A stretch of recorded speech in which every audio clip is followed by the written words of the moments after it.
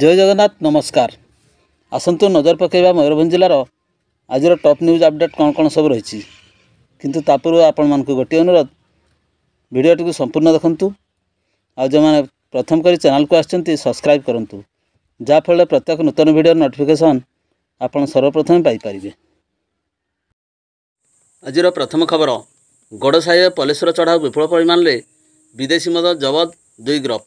Karanjia police पक्षर आगामी साधारण निर्वाचन को परिचालना निमंते विभिन्न स्थान में छापामारी और चढ़ऊ करुवा बेले विशेष सूत्रु खबर पाई थाना अधिकारी नीरज मल्लिक नेतृत्व में राति प्राय 10 घटिका समय पुलिस एक दल चढ़ाऊ कर जनिक व्यक्ति घर 41 लिटर विदेशी मद और गोटे फ्रिज जबत करने सहित 2 जन अभियुक्त को गिरफ्त कराई। एने थाना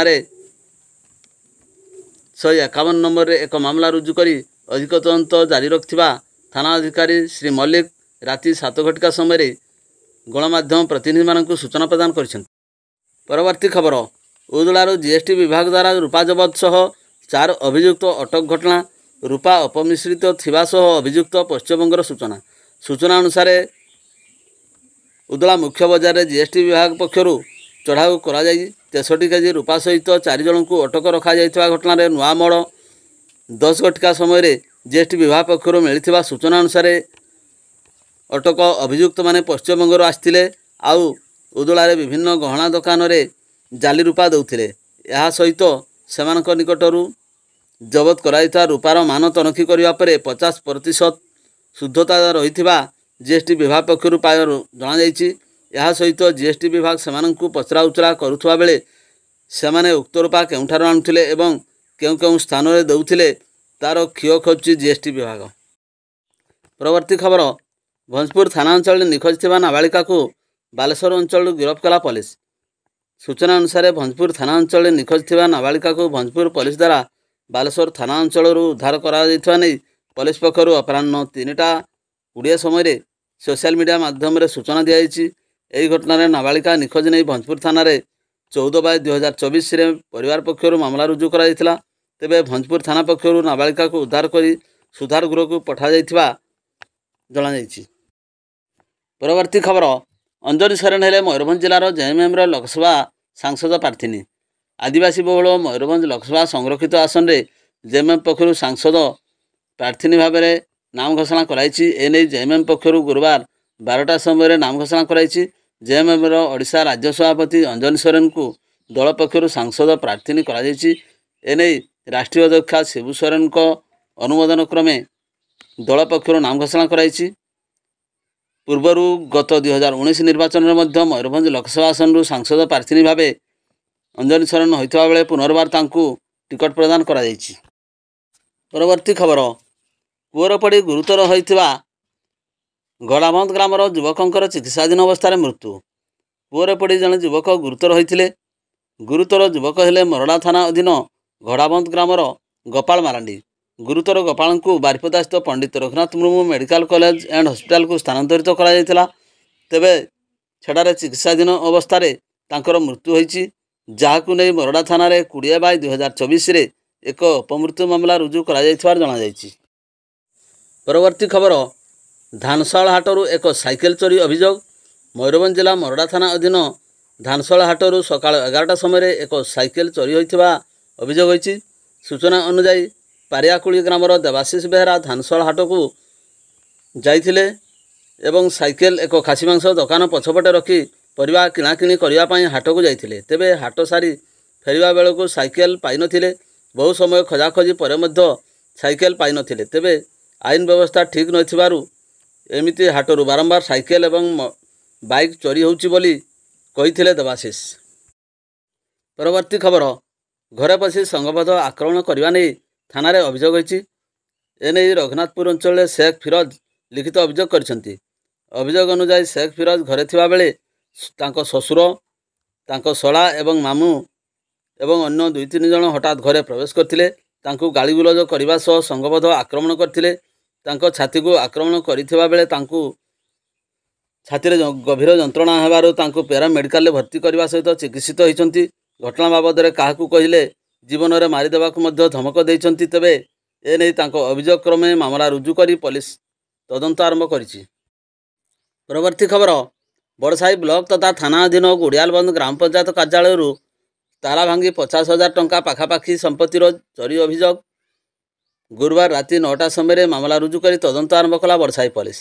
ହସ୍ତଗତ ସୂଚନା ମୁତାବକ ବଡ଼ସାହି ବ୍ଲକ ଅଧୀନ ଗୁଡ଼ିଆଲବନ୍ଦ ପଞ୍ଚାୟତ କାର୍ଯ୍ୟାଳୟର ତାଲା ଭାଙ୍ଗି ବ୍ୟାଟେରୀ ଇନଭର୍ଟର ଏବଂ ସିସି କ୍ୟାମେରା ଚୋରି ହୋଇଥିବା ନେଇ ଜଣାପଡ଼ିବା ପରେ ବଡ଼ସାହି ଥାନାରେ ଏନେଇ ପଞ୍ଚାୟତ କର୍ତ୍ତୃପକ୍ଷ ଏତଲା ଦାୟର କରିଥିଲେ। ଏନେଇ ବଡ଼ସାହି ପୋଲିସ ଗୁରୁବାର ରାତି 9ଟା ସମୟରେ ମାମଲା ରୁଜୁ କରି ତଦନ୍ତ ଆରମ୍ଭ କରିଛି। ପରବର୍ତ୍ତୀ ଖବର ଘାଗରବେଡ଼ା ପୋଲିସ ଦ୍ୱାରା ବୁରୁହାଟୁଠାରୁ ନାବାଳିକା ଉଦ୍ଧାର, ପରିବାର ଲୋକଙ୍କୁ କଲେ ହସ୍ତାନ୍ତର। ମୟୂରଭଞ୍ଜ ଜିଲ୍ଲାର ଘାଗରବେଡ଼ା ଥାନାରେ ଜଣେ ନାବାଳିକା ନିଖୋଜ ନେଇ ଅଭିଯୋଗ ହୋଇଥିଲା। ପୋଲିସ ଏକ ମାମଲା ରୁଜୁ କରି ତଦନ୍ତ କରୁଥିବା ବେଳେ ଗୁରୁବାର ଦିବା 12 ଘଟିକା ସମୟରେ ବୁରୁହାଟୁ ନିକଟରୁ ନାବାଳିକାକୁ ଠାବ କରାଯାଇଥିଲା। ପୋଲିସ ନାବାଳିକାକୁ ଉଦ୍ଧାର କରି ପରିବାର ଲୋକଙ୍କୁ ହସ୍ତାନ୍ତରିତ କରିଛି। ପରବର୍ତ୍ତୀ ଖବର ସାପ କାମୁଡ଼ାରେ ଆଖି ବୁଜିଲେ ଭଳଗାଡ଼ିଆ ଗ୍ରାମର 9 ବର୍ଷର ଶିଶୁପୁତ୍ର ବିଦେନ ହାଁସଦା। ସୂଚନା ଅନୁସାରେ ଗତ ବୁଧବାର ରାତିରେ ପରିବାର ଲୋକଙ୍କ ସହିତ ତଳେ ଶୋଇଥିବା ବେଳେ ଏକ ବିଷାକ୍ତ ସାପ ତାଙ୍କୁ କାମୁଡ଼ି ଦେଇଥିଲା। ପରିବାର ଲୋକେ ଘଟଣା ବିଷୟରେ ଜାଣିବା ପରେ ଗୁରୁବାର ସକାଳେ 9 ଘଟିକା ସମୟରେ ତାଙ୍କୁ ମୁମୂର୍ଷୁ ଅବସ୍ଥାରେ ତାଙ୍କୁ ଉଦ୍ଧାର କରି ବାଙ୍ଗିରିପୋଷି ଗୋଷ୍ଠୀ ସ୍ୱାସ୍ଥ୍ୟ କେନ୍ଦ୍ରରେ ଭର୍ତ୍ତି କରିଥିଲେ। ହେଲେ ସେଠାରେ କାର୍ଯ୍ୟରତ ଡାକ୍ତର ତାଙ୍କୁ ମୃତ ଘୋଷଣା କରିଥିଲେ। ଏନେଇ ଥାନାରେ ଏକ ଅପମୃତ୍ୟୁ ମାମଲା ରୁଜୁ କରି ପୋଲିସ ଅଧିକ ତଦନ୍ତ ଜାରି ରଖିଛି। ପରବର୍ତ୍ତୀ ଖବର ନିର୍ବାଚନୀ ସଭାରେ ସାମିଲ ହୋଇ ନିଲମ୍ବିତ ହେଲେ ଉଦଳା ମଠସାହି ପ୍ରାଥମିକ ବିଦ୍ୟାଳୟର ଶିକ୍ଷକ, ନିଲମ୍ବିତ କଲେ ଶିକ୍ଷାଧିକାରୀ। ସରକାରୀ ଶିକ୍ଷକଙ୍କୁ ଘାରିଥିଲା ରାଜନୀତି ନିଶା, ଆଉ ସେହି ନିଶା ପଡ଼ିଛି ଏବେ ମହଙ୍ଗା। ଏବେ ଚାକିରିରୁ ନିଲମ୍ବିତ ହୋଇଛନ୍ତି ସରକାରୀ ଶିକ୍ଷକ। ସେହି ଶିକ୍ଷକ ହେଲେ ଉଦଳା ମଠସାହି ପ୍ରାଥମିକ ବିଦ୍ୟାଳୟର ଶିକ୍ଷକ ସତ୍ୟେନ୍ଦୁ ଜେନା। ଗତ 29 ତାରିଖ ଉଦଳାଠାରେ ଚାଲିଥିବା ବିଜେଡ଼ିର ନିର୍ବାଚନୀ ସଭାରେ ସେ ସାମିଲ ହୋଇଥିଲେ, ଯାହାକୁ ନେଇ ନିର୍ବାଚନୀ ଅଧିକାରୀଙ୍କ ନିକଟରେ ଅଭିଯୋଗ କରାଯାଇଥିଲା। ଅଭିଯୋଗକୁ ଆଧାର କରି ତଦନ୍ତ ପରେ 7 ଘଟିକା ସମୟରେ ଚାକିରିରୁ ନିଲମ୍ବିତ କରିଛନ୍ତି। ତାଙ୍କୁ ନିଲମ୍ବିତ କରିଛନ୍ତି ଶିକ୍ଷାଧିକାରୀ ପୂର୍ଣ୍ଣଚନ୍ଦ୍ର ସେଠୀ। ପରବର୍ତ୍ତୀ ଖବର ଦାନ୍ତିଆମୁହାଁ ସାପ୍ତାହିକ ହାଟରେ ଥିବା ଗହଣା ଦୋକାନରୁ ଲକ୍ଷାଧିକ ଟଙ୍କାର ଗହଣା ଧରି ଚମ୍ପଟ ମାରିଲେ ଲୁଟେରା। ସିସି କ୍ୟାମେରାରେ କଏଦ ହେଲା ଦୃଶ୍ୟ। ହସ୍ତଗତ ସୂଚନା ମୁତାବକ କୃଷ୍ଣଚନ୍ଦ୍ରପୁର ଅଞ୍ଚଳର ଯାମିନୀକାନ୍ତ ସାହାଙ୍କର ସାହା ଜୁଏଲାର୍ସ ନାମରେ ଦାନ୍ତିଆମୁହାଁ ସାପ୍ତାହିକ ହାଟରେ ଗହଣା ଦୋକାନ ରହିଛି। ଗୁରୁବାର ସକାଳ 8ଟା ସମୟରେ ଯାମିନୀ ଦୋକାନ ଖୋଲିବାକୁ ଆସିଥିବା ବେଳେ ଦୋକାନ ସମ୍ମୁଖରେ କେହି ମଳତ୍ୟାଗ କରିଥିବାର ଦେଖିବାକୁ ପାଇଥିଲେ। ଦୋକାନ ଖୋଲି ଦୋକାନ ଭିତରେ ଗହଣା ବ୍ୟାଗ ରଖିବା ସହିତ ଦୋକାନ ସାମ୍ନାକୁ ଧୋଇବା ପାଇଁ ପାଣି ଆଣିବାକୁ ଯାଇଥିଲେ। ଏହାର ସୁଯୋଗ ନେଇ ଲୁଟେରା ଗ୍ୟାଙ୍ଗର 2 ଜଣ ସଦସ୍ୟ ଅତ୍ୟନ୍ତ ଚତୁରତାର ସହିତ ଦୋକାନକୁ ଆସି ଆଖି ପିଛୁଳାକେ ଗହଣା ବ୍ୟାଗ ଧରି ଚମ୍ପଟ ମାରିଥିଲେ। ତେବେ ପୁରା ଘଟଣା ସିସି କ୍ୟାମେରାରେ କଏଦ ହୋଇଯାଇଥିବା ବେଳେ ପ୍ରାୟ 1.5 ଲକ୍ଷରୁ ଉର୍ଦ୍ଧ୍ୱ ଟଙ୍କା ସୁନା ଗହଣା ଅଳଙ୍କାର ଥିବା ନେଇ ଯାମିନୀକାନ୍ତ ସୂଚନା ପ୍ରଦାନ କରିଛନ୍ତି। ପରବର୍ତ୍ତୀ ଖବର ମଙ୍ଗଳବାର ଶିମିଳିପାଳ ଅଭୟାରଣ୍ୟ ମଧ୍ୟରେ 11ଟି ଫାୟାର ପଏଣ୍ଟ ଚିହ୍ନଟ ହୋଇଛି। ଅସହ୍ୟ ଗ୍ରୀଷ୍ମ ପ୍ରଭାବ ତାତି ବୃଦ୍ଧି ପାଇବା ସହ ମୟୂରଭଞ୍ଜ ଜିଲ୍ଲାରେ ଶିମିଳିପାଳ ଅଭୟାରଣ୍ୟରେ ବନାଗ୍ନି ସ୍ଥିତି ଉପୁଜିଛି।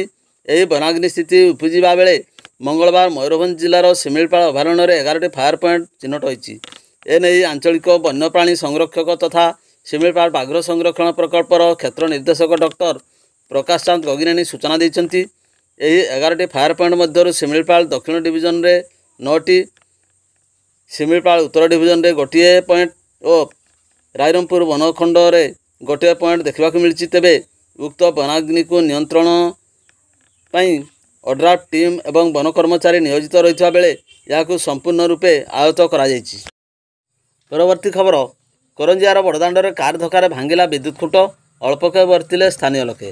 କରଞ୍ଜିଆ ସହର ବଡ଼ଦାଣ୍ଡସ୍ଥିତ କୃପାଳୁ ମାର୍କେଟ କମ୍ପ୍ଲେକ୍ସ ନିକଟରେ ସକାଳ 7 ଘଟିକା ସମୟରେ ଏକ କାର ଧକ୍କାରେ ବିଦ୍ୟୁତ ଖୁଣ୍ଟ ଭାଙ୍ଗି ଗୋଟିଏ ଡ୍ରେସ୍ ଦୋକାନ ଉପରେ ପଡ଼ିଥିଲା।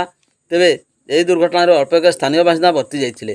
ବିଦ୍ୟୁତ ସରବରାହ ଚାଲିଥିବା ବେଳେ ରାସ୍ତା ଉପରେ ତାରଗୁଡ଼ିକ ଛିଣ୍ଡି ପଡ଼ିଥିଲା। ତେବେ ସକାଳ ସମୟ ହୋଇଥିବାରୁ ରାସ୍ତାରେ ଲୋକବାକ ନଥିଲେ, ଯାହାଦ୍ୱାରା ଏକ ବଡ଼ ଦୁର୍ଘଟଣାରୁ ରକ୍ଷା ମିଳିଯାଇଥିଲା। କାରଟି ସାହାରପଡ଼ା ପଟୁ କରଞ୍ଜିଆ ଆଡ଼କୁ ଆସୁଥିବା ବେଳେ ଏହି ଦୁର୍ଘଟଣା ଘଟିଥିଲା। ଖବର ପାଇ କରଞ୍ଜିଆ ପୋଲିସ ପହଞ୍ଚି ତଦନ୍ତ ଆରମ୍ଭ କରିଛି। ଦୁର୍ଘଟଣାରେ କାର ଚାଳକ ସୁରକ୍ଷିତ ଥିବା ପ୍ରତ୍ୟକ୍ଷଦର୍ଶୀଙ୍କଠାରୁ ସୂଚନା ମିଳିଛି। ପରବର୍ତ୍ତୀ ଖବର ଖୁଣ୍ଟା ଡିଗ୍ରୀ କଲେଜ ପରିସରରେ ଅଭିଭାବକ ଶିକ୍ଷକ ସଂଘର ବୈଠକ ଓ ସବାଇ ଘାସର ତିଆରି ତାଲିମ ଶିବିର ଅନୁଷ୍ଠିତ। ସୂଚନା ଅନୁସାରେ ଗୁରୁବାର ଅପରାହ୍ନ 3 ଘଟିକା ସମୟରେ ବାରିପଦା ନିର୍ବାଚନ ମଣ୍ଡଳୀ ତଥା ଖୁଣ୍ଟା ବ୍ଲକସ୍ଥିତ ଖୁଣ୍ଟା ଡିଗ୍ରୀ କଲେଜ ପରିସରରେ ଅଭିଭାବକ ଶିକ୍ଷକ ସଂଘର ଏକ ବୈଠକ ଅନୁଷ୍ଠିତ ହୋଇଯାଇଥିବା ବେଳେ ସବାଇ ଘାସରେ ତିଆରି ସାମଗ୍ରୀର ଏକ ତାଲିମ ଶିବିର ଅନୁଷ୍ଠିତ ହୋଇଯାଇଛି। ତେବେ ସବାଇ ଘାସରେ କିପରି ଘରକରଣା ଏବଂ ବିଭିନ୍ନ ଉପଯୋଗୀ ସାମଗ୍ରୀ ନିର୍ମାଣ କରିହେବ ସେ ନେଇ ଏହି ତାଲିମ ଶିବିରରେ ତାଲିମ ପ୍ରଦାନ କରାଯାଇଛି। ଭିଡ଼ିଓଟିକୁ ଶେଷ ପର୍ଯ୍ୟନ୍ତ ଦେଖିଥିବାରୁ ଅନେକ ଅନେକ ଧନ୍ୟବାଦ।